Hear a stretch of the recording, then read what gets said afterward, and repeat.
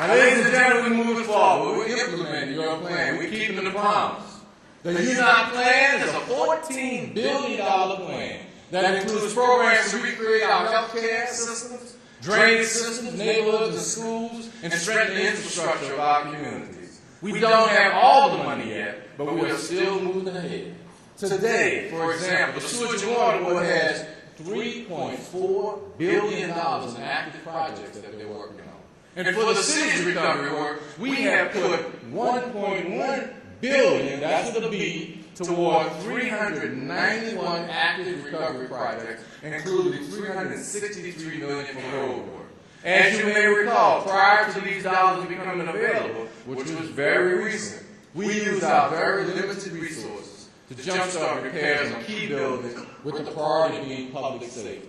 Between 2006 and 2007, we spent about $60 million. We are on track to spend $115 million this year in repairs, and in 2009, we're on track to spend a whopping $385 million doing the repairs that you asked us to do. This is huge because we are a city that before Katrina normally spent only $25 to $50 million per year on capital projects. That's why we had to reinvent ourselves also. And we outsourced the project management to a global firm, MWH, and created a one-stop shop, the Project Delivery Unit inside City Hall. And the signs of recovery are literally everywhere. And that's why, ladies and gentlemen, you see all of these neighborhood flags. Huh? They're in the back? You see neighborhood flags in the back. Yes, indeed. This is live TV at its best. That's why you see these neighborhood flags in the back. We've raised these for the first time here tonight in honor of our neighborhoods reinventing themselves. We have come a mighty long way from fighting over, just think about it. We were fighting over which neighborhoods would be rebuilt right after Katrina, and where travel trailers would go, not in my backyard, to actually having our people back rebuilding exactly where they want to live. Now that's progress in the city of New Orleans.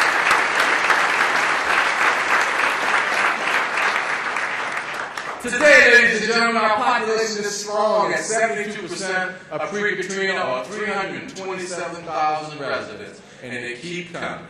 Let me tell you about a few of these very resilient, incredible New Orleans who are back. Adam Summerall is a construction worker who was the first person back on his block to meet you. Like many of our citizens were hesitant about coming back because they were not confident that our levees would withstand another Katrina. However, a big reason for our current momentum is an increased comfort level that our hurricane protection system is stronger. And many ideas that got us to this point also came from the Bring New Orleans Back Commission's work. We're now implementing many of their ideas for primary and secondary flood protections. I'm also proud to have lobbied for, with the council, and been a major part of every major commitment for the hurricane protection system that is currently being built. And that federal commitment, ladies and gentlemen, is approaching $10 billion. We're not totally there, but every hurricane season that we get through brings us closer to the type of protection system that we all envision and deserve. Let's turn our attention to neighborhoods and housing. As you know, our challenge here is awesome and unprecedented, with 134,000 homes reported damaged or destroyed. Never happened before. With very limited resources, we attacked this challenge in 3 distinct phases. First, we eliminated all the immediate hazards. We had to move houses from the middle of the street. Then we targeted structures that were in imminent danger of collapse and related health threats.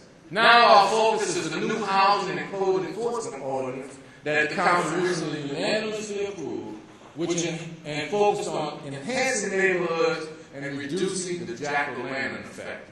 Because of our direct actions in the past, for the past 2.5 years, working with the Corps of Engineers, we demolished over 8,000 homes, We gutted another 7,000 and documented remediations of over 20,000 more. In effect, that's potentially 35,000 less blighted properties in our city. We continue to be very, very serious about improving the quality of life in all neighborhoods throughout this city. But strong neighborhoods and home ownership are the cornerstones of any city's growth, especially New Orleans. That is exactly why we relaunched our soft second home buyer program last year. These loans, which convert to grants after a certain amount of time, fill the gap between what a home buyer can borrow in a mortgage and the cost of a home. Last year, we spent $2.4 million and helped 51 home buyers through this program.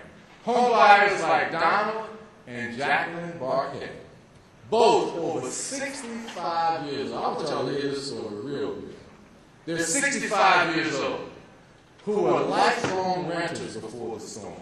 After the storm, they wanted an incredible new initiative to help more citizens become homeowners in much larger numbers in targeted areas throughout the city.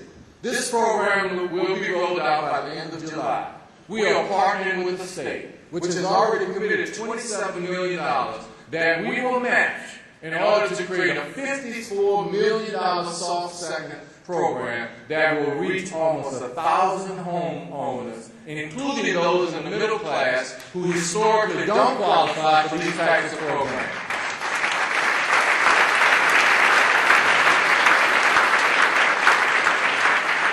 This means a family of four earning up to $84,000 a year could receive this no-interest, partially forgivable loan. By offering these mortgages on newly rehabilitated or newly constructed homes, we will create infill and fight the Jack Lantern effect in struggling neighborhoods. Just what you told us to do in the UNOT plan. All right? My next topic is streets.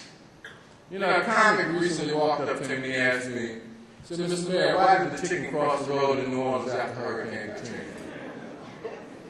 To take a dip in his favorite pothole.